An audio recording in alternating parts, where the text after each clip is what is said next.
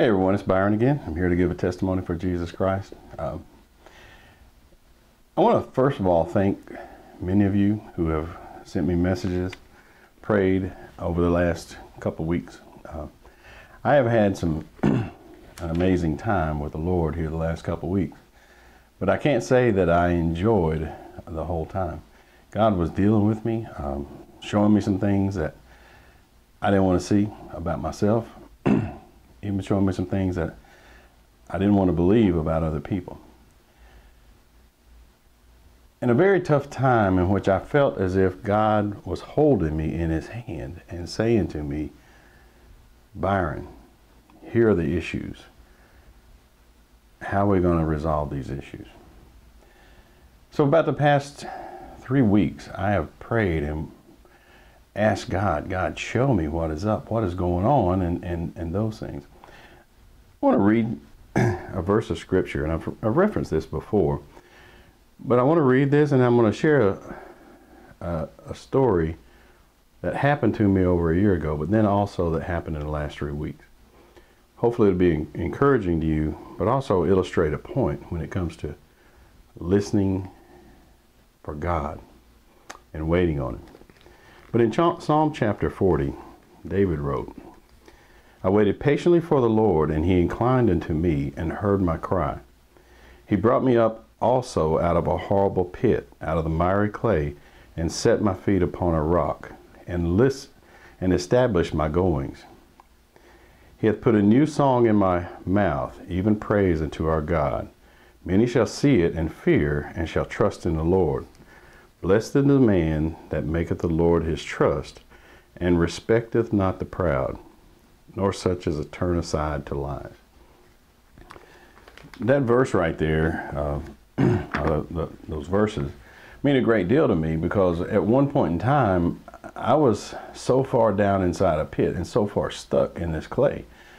The only way out was for God to pick me up and bring me out, and he did. But I want to tell you a story, and God used a little girl that lives here in the neighborhood where I am to illustrate a point to me about waiting on the Lord. I get up, go to work, usually 5 days a week, sometimes more often than that. And the school bus that picks up the kids in the neighborhood, for some reason, I seem to be walking out at the time the kids are waiting on the bus. For a complete school year, there was this one little girl that would stand and wait on the school bus. She would have her arms folded across her chest with her books in her arms, like so. And she would stare straight ahead as if when the bus showed up in her field of vision, she would take a step and get on the bus. And the other kids would be at the bus stop, and they would be playing and chasing each other and all that stuff. And this little girl would just stand practically motionless and wait on the bus. And I could only imagine in my mind, as I would walk out and see this scene day after day, time after time, that little girl had been told by her mother or father, parent, to go wait on the bus. And that's exactly what she did. She didn't veer to the left. She didn't veer to the right. She didn't play with the kids or throw her or mess up her schoolwork. She literally just stood and waited on the bus. That scene had such an impression on me that many times by the time I would get to my car and I would see that little girl waiting on the bus, there would be tears coming to my eyes, because I could see someone who was doing exactly what they had been told to do. In our walk with Jesus Christ, we are a person on earth. There are many things out there that are beyond the physical. They're spiritual. And many people talk about the armor of God. Let me just tell you, the armor of God only comes to us through the Spirit.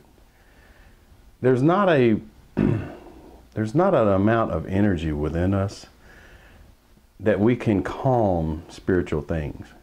There's not a willpower or a stubbornness or a boldness that we can come against the powers that are out there, especially the powers of darkness. But it's only through the Lord that we can do that.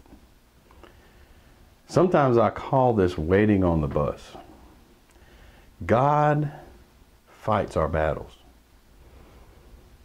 You know, I may be stretching this, but I think about the time that the Israelites were fighting down in a valley, and Moses was up on a mountaintop, and when Moses had his arms up in the air, the Israelites would be winning. When Moses would put his arms down, they would be losing the battle.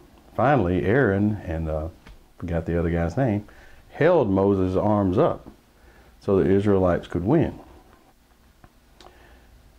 The Israelites in that valley were fighting physically, but the only way they were achieving success is when Moses had his arms up, which replicates God is on our side.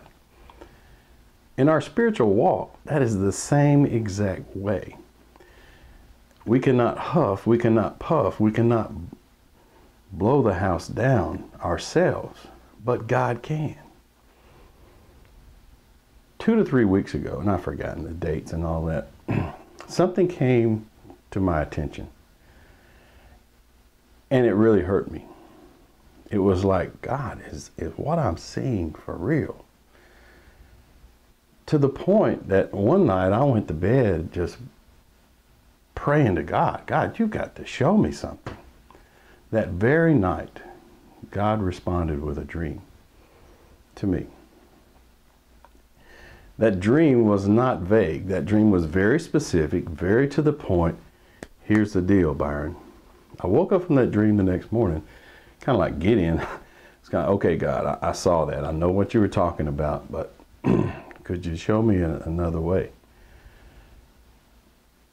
Or show me that it's for real? Not long after that, I got an email confirming that. A couple days later, I was writing. I wrote a particular word, or a particular phrase. The next morning, heard a minister on the radio saying the same phrase. That was the title of his message. The next day, a guy asked me to go take a look at something outside. There's a tag on the car saying the same phrase. God began to show me over and over, precept upon precept, here is my answer. Here is my answer. My spirit said, okay, God. But my flesh was still at this point of, oh man, don't let this be the case, God. Please don't take me out. Don't let this be true. Finally, another dream. Bam, there it is. In this dream, there was a bit of vagueness to it. I explain all my dreams to my wife, and we talk about them and think about what is God saying. In this one, there was a bit of vagueness, but it literally took me back into my military days. And I remember the Apache helicopter commanded the night vision. There was nobody could hide from it.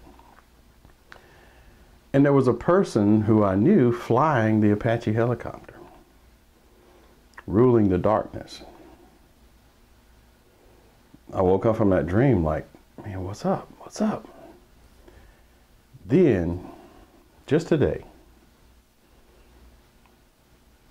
May the 3rd, just today, God showed me through a video. This, in fact, is the case. This battle that we face and that we fight, it's spiritual. God will show us and win those victories for us. There is one thing that I want to mention to you, though. Paul had a messenger of Satan that was against him. And that messenger kept Paul humble. So each time something comes against us doesn't necessarily mean that, ooh, I got to run and freak out. It could be that God is telling us you must go on. You must fight that battle. But I got my arms raised because my grace is sufficient to continue on. This is not a physical warfare that we're fighting. This is not anything that our flesh can rise up and overcome. Purely spiritual. And our God will communicate with us as often and as many times and as many flavors as need be, that we understand clearly what the situation is and that He's in control. I just want you to understand the power of God, the Father of Jesus Christ. He walks with us. He holds us. He teaches us. He guides us. He fights our battles. But only when we allow Him to do so. When we run out and try to do it on our own, we're on our own. He may come back behind us and clean up the mess. But when we allow Him to fight the battle, it's an absolutely incredible thing. May Jesus bless you.